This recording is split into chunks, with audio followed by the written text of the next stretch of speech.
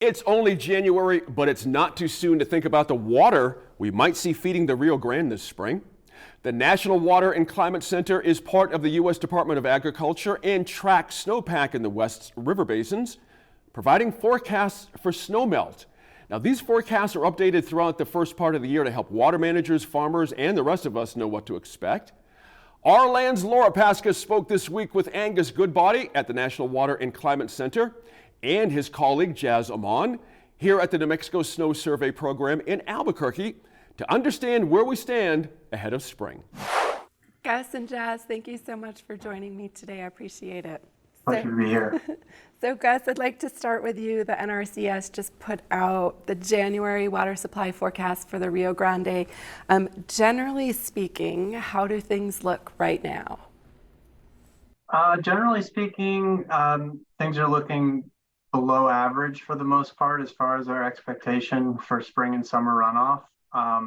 It sort of depends on which portion of the basin we're talking about, but right now most of the early snow accumulation is really focused on the western portion of the basin and in the headwaters of the San Juan Mountains, particularly the along Wolf Creek Pass in that area. Mm-hmm. So Jazz, on the ground, what are you seeing out there in the mountains around the watershed? So I was up on one of our weather stations in the Taos area, actually on the Taos Ski Valley property generally, and things were pretty low, especially I think compared to the same time the previous year, last year. So we did get some additional accumulation of snow actually after our survey cycle, so that's a little bit optimistic. That weekend following our cutoff for this most recent survey this most recent forecast cycle may paste a bit more optimistic of a picture, but things were looking kind of low in the upper Rio Grande headwaters when I was up there. So I just want to remind our audience that when we're talking about snowpack and these water supply forecasts, we're not just talking about the amount of snow that hits the ground. Can you talk about some of the other factors, Jazz, that go into, what affects the snowpack? Yeah, so our program specifically really focuses on the snow water equivalent in the snow. So that's sort of a density measurement, how much actual water is present in that depth of snow. For the recreation community, skiers or snowmobilers or those types of folks, snow depth is probably their most significant factor they're going to focus on, and density may be a secondary factor. And for us, that snow water equivalent is really the important metric that we're measuring. Mm-hmm. And Gus, last year you and I talked about some of these same issues. Can you explain for people, how things like maybe temperature, groundwater deficits, things like that might affect snowpack? Sure. So it's more so about how the snow is going to melt in the springtime, and some of the things you mentioned really can impact that. So what we're talking about there is if we have drier soils or drier groundwater conditions, it may take more of the snow melt to replenish those before we see significant runoff in our streams in some cases. This year is a little bit different than the most recent years in the sense that we had quite a strong monsoon this summer. So some of those deficits that have been quite persistent in the Rio Grande Basin in the most recent years, while not completely gone, are certainly in a better position this year. So we do expect runoff efficiencies from the snow that we get this winter to be better perhaps than in past recent years. Well, that's something nice to hear. I know that you also look at the Colorado River Basin, which is huge, but I'm wondering just a little bit how that water supply forecast is looking this year. Sure. So as a whole, the Upper Colorado is off to a decent start this year with well above normal snowpack in much of the basin.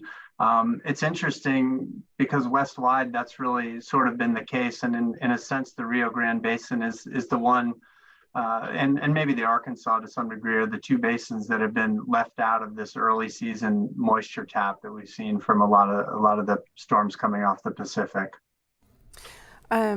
So acknowledging that things can definitely change for the worse and for the better, what can we generally expect for the watershed over the next few months? Let's start with you, Gus, and then we'll talk to Jazz too.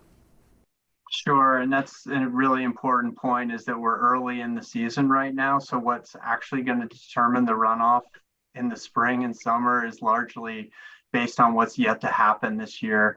Um, our ability to look forward and actually predict with any certainty what to expect from the rest of this winter is somewhat limited. I will say that we're currently in the midst of a third consecutive La Nina year, which is generally not real favorable for snow accumulation in the Rio Grande Basin. But again, it's really variable year to year, even within La Nina type years. So I'm not ruling anything out at this point. The thing that we know now is that we're off to less snow than would be typical for this time of the year, which does not necessarily bode well for what's going to happen in the spring and summer, but there's still time to turn that message around. Yeah, and Jazz, do you want to add to that? I would just say that as those folks who live in New Mexico will be well aware, our landscape here is very widely variable throughout the state. So the upper Rio Grande is going to be a lot different than maybe a different mountain range in the Gila or other areas. So where you live specifically may get some kind of an anomalous situation, or the outlook as across the Rio Grande may not reflect that specific area very accurately. But yeah, generally, we're optimistic that most of our data is still yet to come, so we can't draw any strong conclusions at this point, being the January forecast cycle. Mm-hmm. So I know, we've had some rough years for farmers, for the cities, certainly for the Rio Grande itself. We're kind of bailed out late in the season last year with some good monsoons, but it seems to me like it's not too early for people to be paying attention to what's happening up in the mountains. And I'm curious for both of you, what you wish the rest of us would maybe be paying better attention to. Yeah, I think it's sort of back to the same thing that we're limited as far as being able to predict into the future, and a lot of the weather that's still to come this season is really what's going to dictate what our runoff is.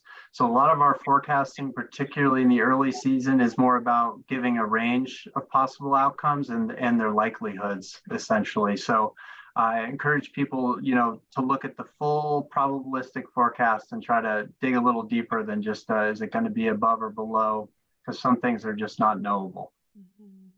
What about you, Jazz? Especially you're out checking the snow levels and stations. What do you hope that the rest of us will pay attention to throughout the rest of the season?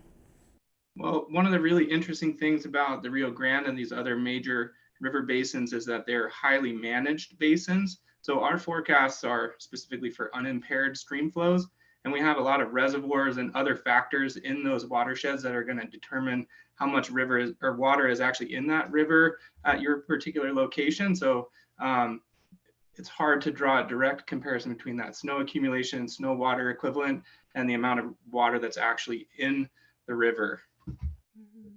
So just one last question. I'm curious, I feel like one of the things that we've talked about here on the show is that there are certain things that are very predictable in terms of climate change, that a warmer world for the Southwest tends to be a drier world. But we also talk a lot about how climate change has made certain things less predictable and less sure. And I'm curious what you both might have to say about, what we can anticipate in future years with respect to certainty or uncertainty in this changing climate. Yeah, that's an interesting question. A lot of the basis for our understanding of these systems with regard to runoff does have to do with what we've observed in the past to some degree. And perhaps the biggest thing that climate change presents as a challenge to us for water supply forecasting is that some of those pieces may not be stable, meaning they may not behave the same way that they have in the past, which ultimately does lead to increased potential uncertainty in our forecasting going forward.